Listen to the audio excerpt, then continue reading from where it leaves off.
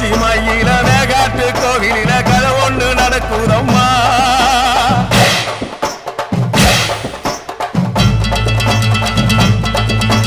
காட்டு புலி ஒண்ணு காயம் பட்டு போச்சே